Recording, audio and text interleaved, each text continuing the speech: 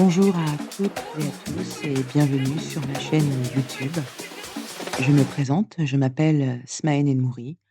Je suis, hypnopraticienne et praticienne en thérapie brève, maman et aidante, d'une jeune fille de 20 ans qui est, diagnostiquée aujourd'hui schizophrène. Aujourd'hui, je vais non pas parler de mon savoir, mais plus de mon rôle d'aidante.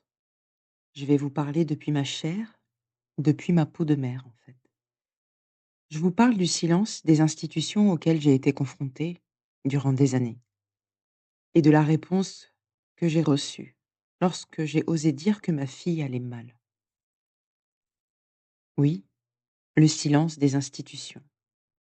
Il y a des mots qu'on n'oublie jamais, qui nous marquent, même des années après, même lorsqu'on tente de se reconstruire. Ils restent logés là, dans la gorge, dans le ventre, dans le cœur. Cette phrase que l'on m'a dite à plusieurs reprises est la suivante: «Mais la folie, madame, ça n'existe pas». C'est ce qu'a dit une pédopsychiatre un jour, lorsque je venais pour la énième fois signaler le mal-être de ma fille. Je n'ai personnellement jamais utilisé ce mot, folie, jamais.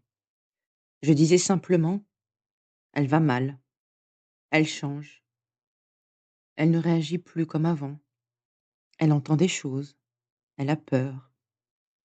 Je relatais des faits concrets, je notais des passages à l'acte, les cris de la nuit, les angoisses paralysantes, les fugues mentales. Je documentais, je téléphonais, j'écrivais. J'étais seule mais déterminée. Et je pensais peut-être naïvement qu'on allait m'entendre. Mais non. Le corps scolaire lui-même m'alertait. Des enseignants, des CPE qui signalaient des comportements inquiétants. Je n'étais pas seule à voir, à constater. Mais cela malheureusement ne suffisait pas. On me disait très souvent: «Vous êtes trop inquiète, vous projetez, il faut la laisser tranquille». Et puis cette fameuse phrase qui m'a traversée comme une lame: «La folie n'existe pas». Qu'est-ce qu'on fait lorsque nous sommes une mère, lorsque nous voyons notre enfant s'effondrer et que le système vous dit que ça n'existe pas? On se tait, on s'épuise, on s'enfonce, mais surtout on perd confiance. Pas en soi, non, non, non, mais dans le monde médical, dans ce qu'on croyait être un filet de sécurité. Eh bien moi j'ai été cette mère-là, pas parfaite, pas toujours calme, mais lucide et présente.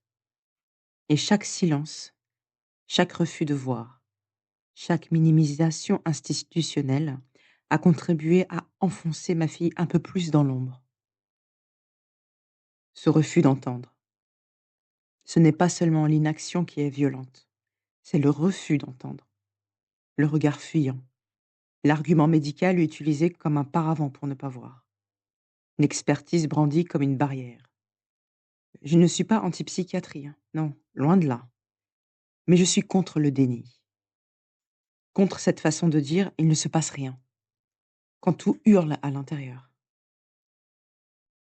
Ce podcast, je l'enregistre pour que d'autres mères, d'autres familles, d'autres aidants qui vivent ce genre de silence sachent qu'elles ne sont pas seules. Je veux dire à ceux qui doutent d'eux-mêmes: vous n'êtes pas fous. Lorsqu'on ressent que quelque chose ne va pas chez son enfant, ce ressenti a une grande valeur. Il mérite écoute, il mérite action. Et à ceux qui écoutent, peut-être des soignants, des éducateurs, peut-être même des politiques ou autres, certaines questions peuvent être posées. Pour quelles raisons ne croit-on pas les parents lorsqu'ils signalent des faits graves? Pourquoi faut-il que l'enfant se désintègre complètement pour que l'on réagisse? Et qu'est-ce que cela dit de nous finalement, en tant que société, en tant qu'humains? lorsque nous fermons les yeux sur la détresse d'un enfant. Je vous laisse avec ces questions et je vous retrouve très bientôt pour un nouvel épisode. À bientôt.